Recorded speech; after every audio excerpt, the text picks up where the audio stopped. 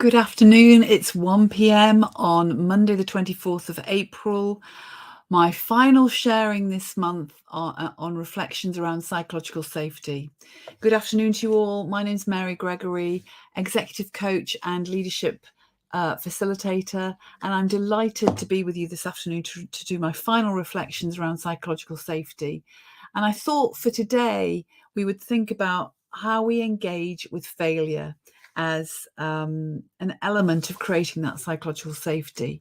And if you think about it, most of us have been brought up to think of failure not to be a good thing. Think about the messages that we got as children. Think how the messages you received as a child around failure. We were always told to do the best that we could, and that, failure was not an option. That's often something that's cited towards us.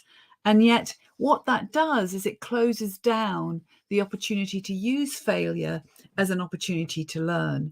And it also creates all sorts of anxiety around it's not okay to fail, which in the workplace leads to that sense of constantly having to cover up, having to look good, having to hide our true selves because we don't want to be judged as wrong, and we don't want to be judged as someone who can't do a good job. So all those opportunities for creating psychological safety and creating those opportunities to learn are all closed down through having that relationship with failure. So one way to create safety around or increase psychological safety in relation to failure is to start learning to be more okay with it. Now, the thing about that is it's very counterintuitive for many of us. If you think about it, we've all got these embedded messages about I've got to make sure I'm looking good, I've got to make sure I'm doing a good job. But actually, if we can start to get more comfortable with being uncomfortable, that's going to help us manage our relationship with failure. Now, our ego is not going to like that. I mean, our ego is highly tuned to notice when there's an increase in our own anxiety, which is when our ego tends to get triggered. So we've got to really start to appreciate what can failure offer us as an opportunity to learn, and what are the benefits of failing.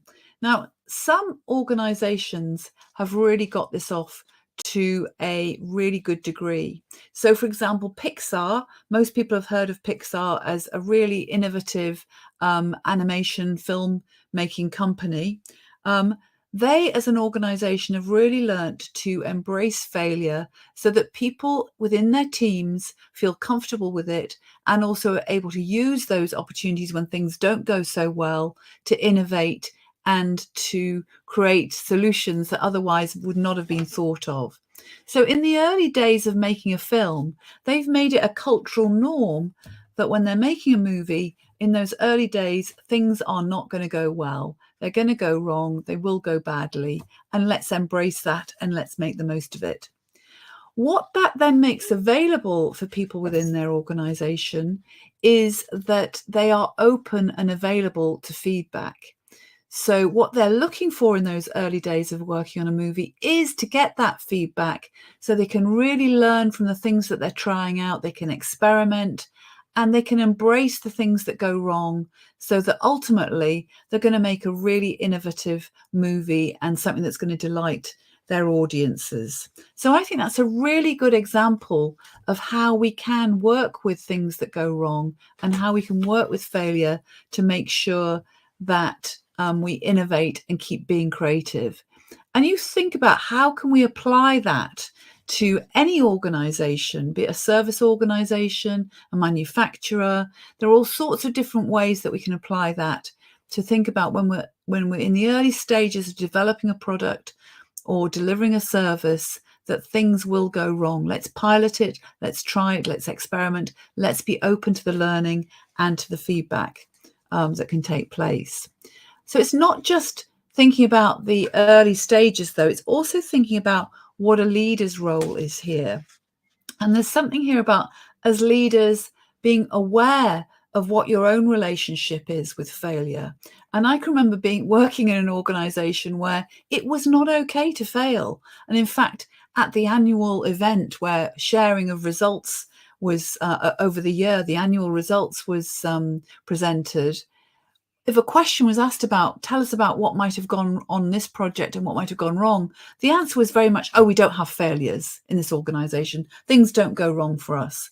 Well, that immediately sent a message to everyone within the organization that actually it was never going to be okay to fail. And one thing leaders need to learn to do if they want to embrace failure as something that will be an opportunity for learning and also to create psychological safety around failure is to actually demonstrate and role model that sometimes it is okay not to be okay. It is okay to let things for things to go wrong and for us to learn from them as an organization. So something about that is for leaders needing to let go of always having to know best and always having to have the solution. So if you think about as you go through your week or as you work with your teams, how can you be less attached to always having to have that right answer or always having to know best? Maybe open yourself up to being curious and engaging with your teams so that they are able to contribute their ideas, and you're also encouraging them to develop their thinking and to take responsibility for the solutions and not having to rely on you all the time as the leader to have those solutions. So it really is valuable as a leader to start getting comfortable with being uncomfortable. And in doing so, encouraging people to have their own ideas. And from those places of sharing those ideas and being open to the feedback that's available, who knows what's possible for you to innovate.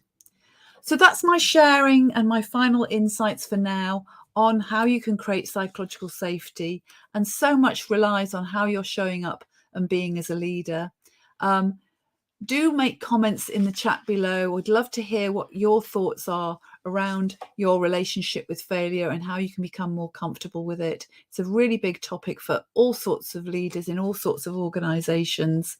And do watch out for my next Leadership Live, which I haven't posted yet. I will be posting later on this week. But last week we had a really good session all about psychological safety. Next month, we are going to be looking at the theme of collaboration because I have a great book coming out next month. I've contributed a chapter to a great book called Fab Collab, where we focus on 15 women and sharing their stories on how to create success through collaboration. So do keep your eyes out for my theme for next month, which will all be in line with what's coming out with that great book.